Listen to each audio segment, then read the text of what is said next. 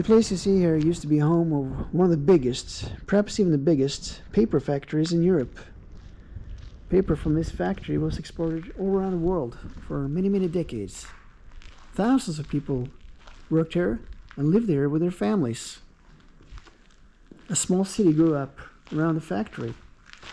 They had 50 stores, watchmakers, everything was here. But unfortunately, in 1986, the factory was closed down.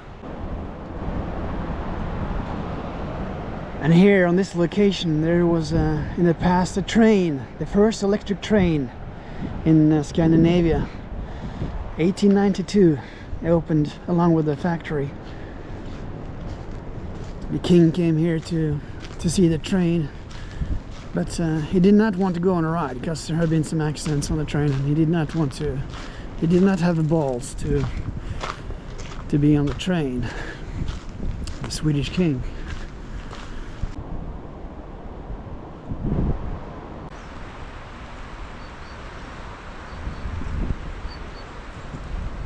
And this area here is just a 10-minute ride from where I live. So I think I found a new favorite spot. It's a great area for hiking here. I think people in the past were doing such a great job creating things, building things. Kind of a little bit unlike today, where a lot of people are paid not to work. In the past you had to work 12 hours a day, very little time off. Had to blast themselves through the landscape to create this little railroad, but there's more than that. There's a big canal here for ships in the area, 100 kilometers long. And they spent 5 years creating that canal. And when it was finished, it was called, in some European travel journals, the eighth wonder of the world. We're going to take a better look at the canal. But here are some old buildings that were used as storage for paper before continuing its journey. The factory had a deal with New York Times to sell paper to them. They made a lot of money on selling paper to New York Times. For decades they did that. This building here has its original roof. Over here they have changed the roof. There's some locals taking care of its heritage here. It's good to see. It's already quite old, but you need to take care of this past.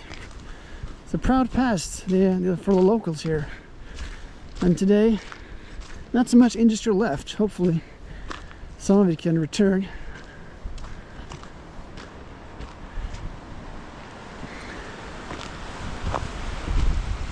Danger, it says. Yeah, I can imagine. It can be quite dangerous here. And the water levels might increase fast because of what's further upstream, obviously, if they let the water go.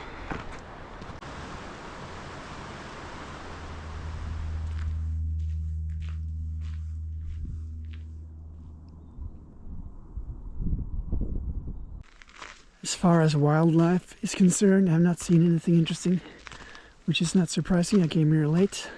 You have to be up early to see the wildlife most of the time, but there's roe deer, there's moose, but do not expect to see any bears here.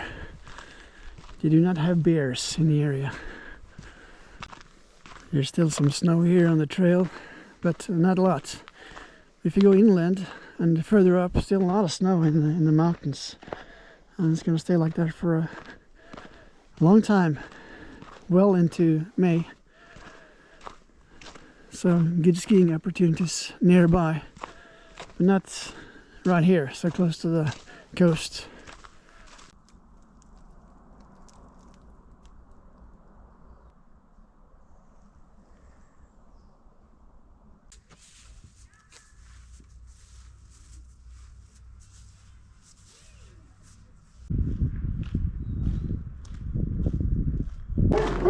And down here we have the locks for the Telemark canal, where the boats go up and down to navigate the waters here.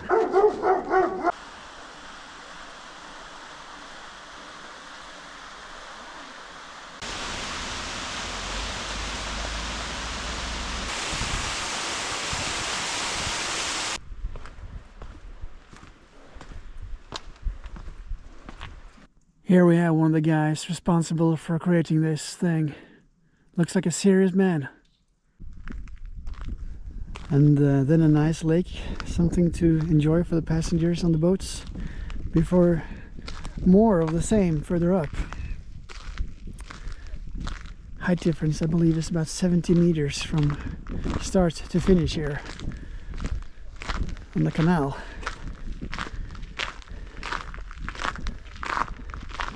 It's a nice idyllic place here. Never been here. First time I come here.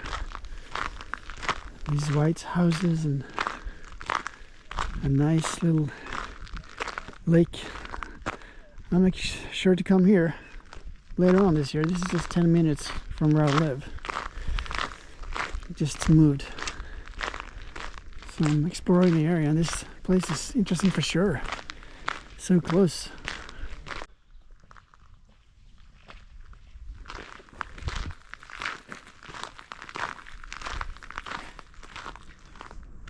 It was very interesting to see this factory, which is closed down unfortunately. And look at those buildings over there. Some people became very rich creating paper here in the past. Actually, I'm starting to think about maybe I should start a factory too. Maybe I'll start a battery factory here, creating batteries to compete with the Chinese. It's actually possible to do that. You just convince the right politicians to give you a couple of billion euro. You start a battery factory, and you don't have to concern yourself about actually producing any batteries. It's not important. Important thing is you tried. And then when it turns out you can't produce a battery, because I don't think any of the factories in Norway has actually produced a battery, then you just change the name of the factory, the company, to something else, and you apply for more money. At least you tried. It doesn't really matter if you actually achieved something or not, as long as you try. That's what the politicians want you to do. They want you to try. And it doesn't really matter if you fail or not. So you make a lot of money on that, batteries. I think this building should be available for that. I just have to know the right people, the right politicians, to know the system.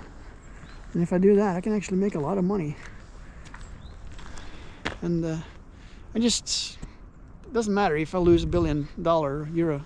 It doesn't really matter, as long as you try.